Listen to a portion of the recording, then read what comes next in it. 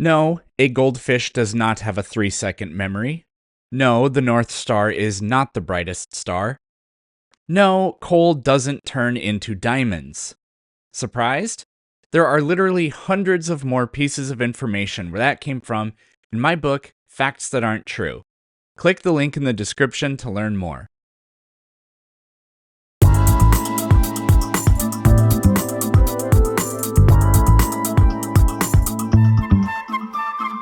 I got tagged in a video, so let's take a look at it. This is the sun. This is the earth. This is the axial tilt of the earth. That's actually a pretty good way to demonstrate the tilt. That's obviously nowhere close to 23.5 degrees, but using this sucker is actually kind of smart. 23.5 degrees. Doesn't change as it circles the sun.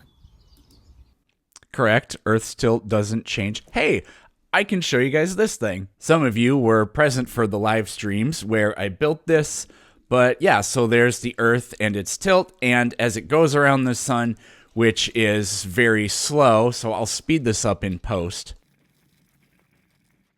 And there we have it. 6 months later, the Earth is still tilted this way, whereas when it was on the other side, it was still tilting that way. And by that way, I mean, I guess, toward the direction of Polaris, the North Star.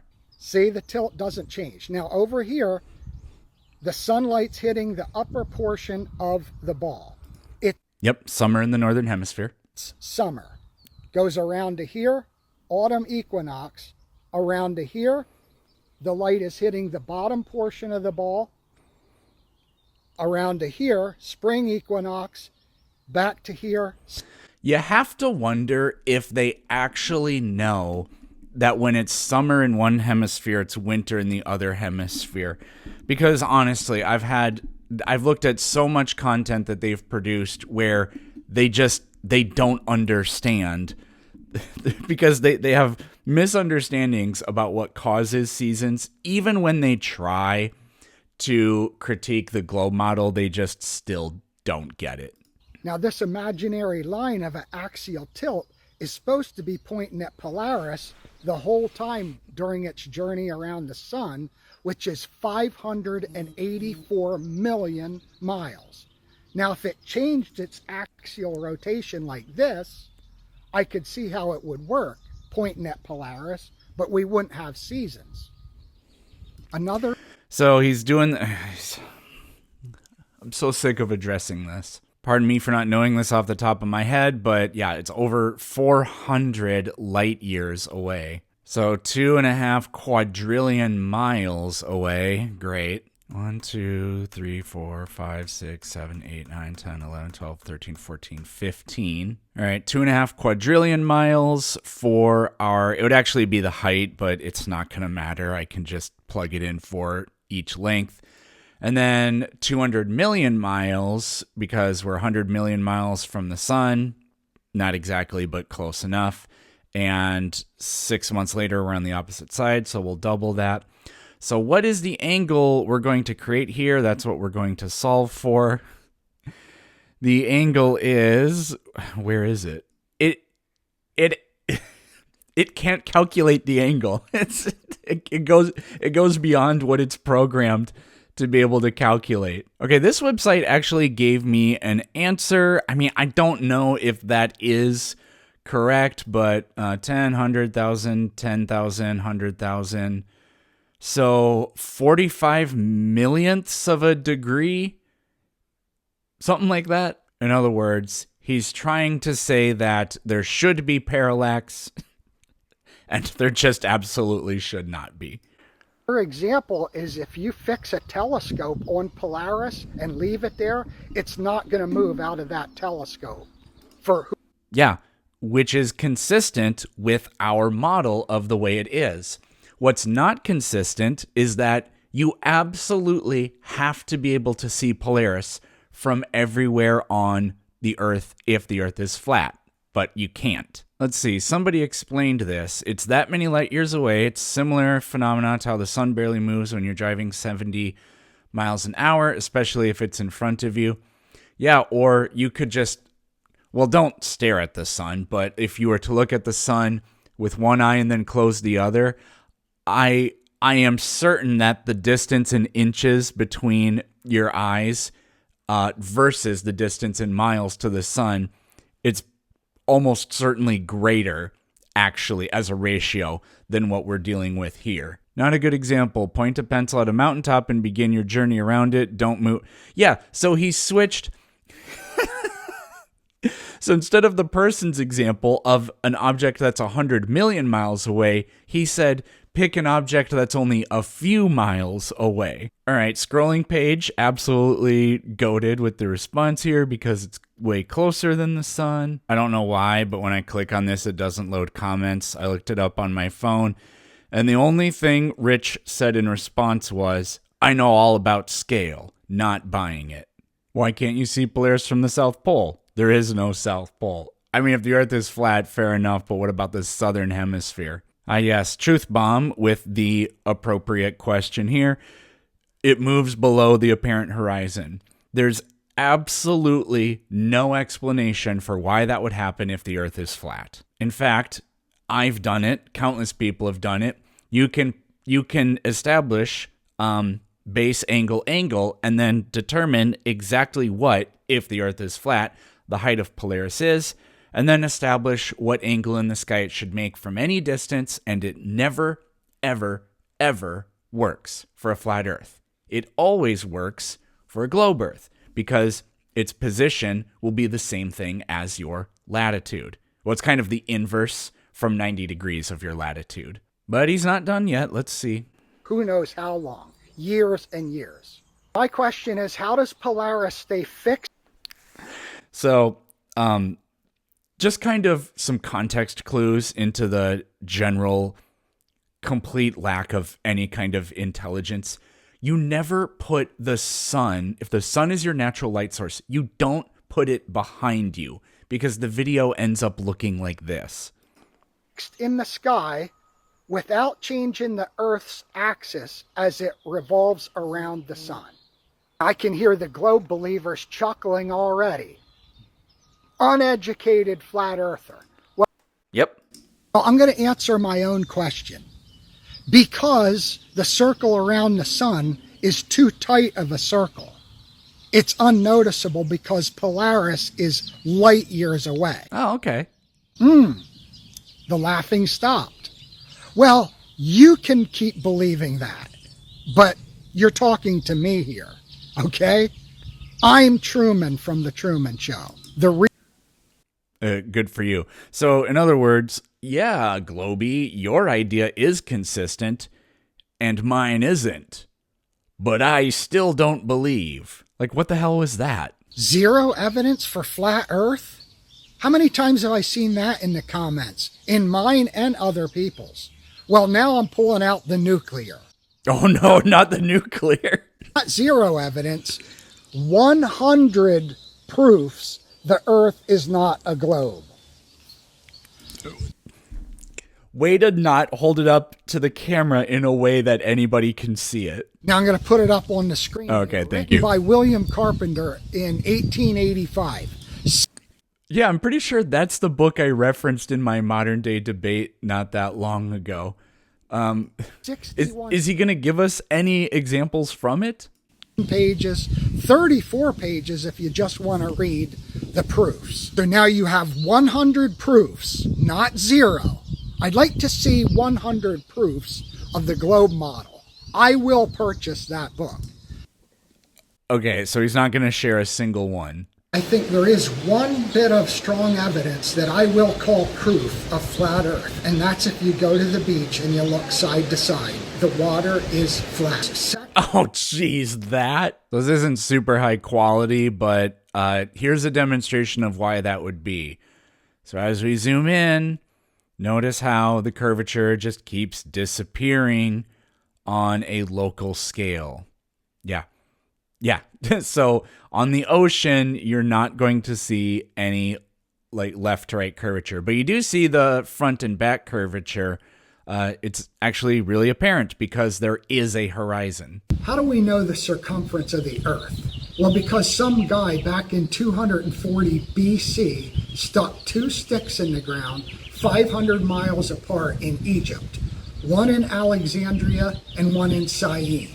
Okay, I say some guy. The guy's name was Eratosthenes, an astronomer Eratosthenes.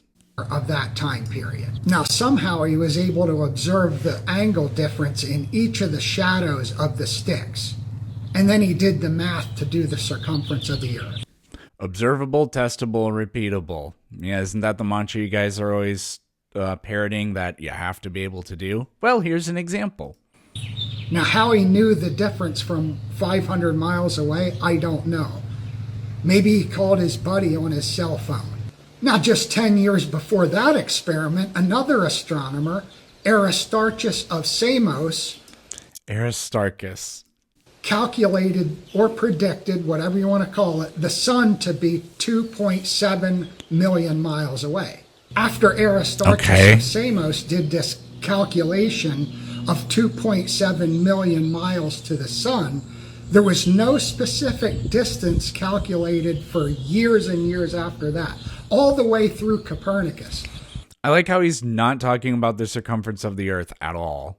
Copernicus didn't even have a specific distance to the sun. Now, nor do you need one to demonstrate the validity of heliocentrism. If you're using shadows that the sun is casting from sticks, don't you think the distance to the sun would be extremely important? That's how we... In a sense, yes, but also no. I mean, if the sun is sufficiently far away, it's going to be sending parallel light rays. And so you can literally make the sun 10 times closer or 10 times farther away, and it isn't going to matter. But again, the Eratosthenes experiment is so powerful because what it really only does is predict the circumference of the Earth. By itself, it doesn't really do anything until you start to make more than just the initial measurements, because if the Earth is a ball and the light rays are coming to us parallel, then again, the angle the sun makes needs to match your latitude. And that always works for a globe model. I already said it, but I've done this before. With a flat Earth, you can't predict the angle that the sun makes. This is the globe math, predicted angle, actual angle, percent error. This is for the sun, but you could use you could use Polaris. It would work the same way. And then this is the math for the flat Earth. We start with a 0% error because that's what we're establishing. We're using this to make our initial measurement of how far away, or the height of our triangle, where Polaris is or where the sun is. Again, doesn't matter. And as you can see, as you get farther away, the errors become enormous. Know the circumference of the Earth. 2,300 years ago, a guy sticks two sticks in the ground, uses the shadow differences from a sun that he doesn't know how far away it is. Yeah, so either willfully stupid or deliberately withholding information, but that's irrelevant. And the more important part is this demonstration unequivocally proves the Earth can't be flat. The most recognized astrophysicist in the world, Neil Snake in the Grass Tyson, admits that I've never heard that one before. That's funny. We cannot get enough altitude to see the curvature of the Earth. Now, he references the Red Bull Stratus project where Felix Baumgartner jumped out of a perfectly good balloon, which was 24 miles high. Now, when they filmed this, you could see the jump side was curved in the film, and when you looked in the cockpit, it was flat. Now, Mr. Tyson knows that a lot of us have seen this jump and wonder why this side is curved but the cockpit flat, and he mentions the wide-angle camera lens that bends straight lines. I mean, there you go. Now they're just gonna say that it's fake and whatever, but the thing about the fisheye lens is it can't create a curvature like that on the top half of the frame. I don't know where to find it. I've seen it. Maybe some of you have seen it before. I think Globey McGlobeface showed this to Austin Whitsitt on a debate. There's a video of what I'm pretty sure is a weather balloon, and the camera on it is pointing out, and you can see the curvature of the Earth. And what's really great about it is there's this wire that is in the way of the shot that's attached to the apparatus, whatever it is. And that wire isn't being distorted in any way. The wire is just perfectly straight, even as the camera kind of moves around. So that demonstrates that it's not a fisheye effect, and you can see the curvature. There's too many videos on the internet. I don't know. I couldn't find it. So if any of you know about it, look for it, see it for yourself. Now, Mr. Tyson, I'm done name calling, referenced a beach ball. And Felix Baumgartner's space jump was less than 1 inch above this big beach ball. Now, why did I give Mr. Tyson that nickname at the beginning of this video? Oh, yeah. So don't deliberate on how his analogy demonstrates that you wouldn't necessarily see any curve. Yeah, don't do that. Yeah. Bring it up, but don't talk about it. Well, because I think he's part of it. The cover-up. First, he says the Earth is as round can be. Then in another interview, he says it's pear-shaped. Anyway, the purpose that keeps getting quoted, and I don't know what he said, but I wouldn't be surprised if they're just taking it out of context. But he's not our Jesus, guys. We don't care. This video was to point out that the #1 astrophysicist in the world claims that we cannot get enough altitude to... He's not the #1 astrophysicist in the world. ...see the curvature of the Earth. And that's not just in reference to the Red Bull Stratus jump. He literally said we cannot get enough altitude, period. So all those pictures... He absolutely never said that. We have photographs of the globe Earth from space, right? Like this 1972 photograph of the Blue Marble. This was taken at a height of 28,000 miles. Now keep in mind, the Earth's diameter is 4 times that of the Moon. But if you do the total math, it's literally 50 times larger. Now when you look up at the Moon, you're supposed to be 238,000 miles away from something that is much, much smaller than the Earth. So how do you think the Earth would look at 28,000 miles away? Would it look like this little pea in this picture? What kind of zoom does it have? How, if you were really there, like, to what degree would it be filling your field of view? We don't know because it's a photograph. You'd have to put side by side that picture and a picture taken with the exact same camera, with the exact same, configuration in the camera at that time of the moon, and then overlap them. Has that been done? No. This is really funny and really telling. It's a globe. Give it up. Quite the opposite. That's not a very good question. I mean, it's not worded very well, but why does a sunset happen? What causes a sun to then also rise? Why is everything else, like the moon and the other planets that we observe, round, but why is Earth flat? And the only response you can give is, well, you'd have to throw everything out anyways. Again, I can't load more comments, but I went to it on my phone, and Rich never responded. They live among us, everybody. Be very afraid. See you tomorrow.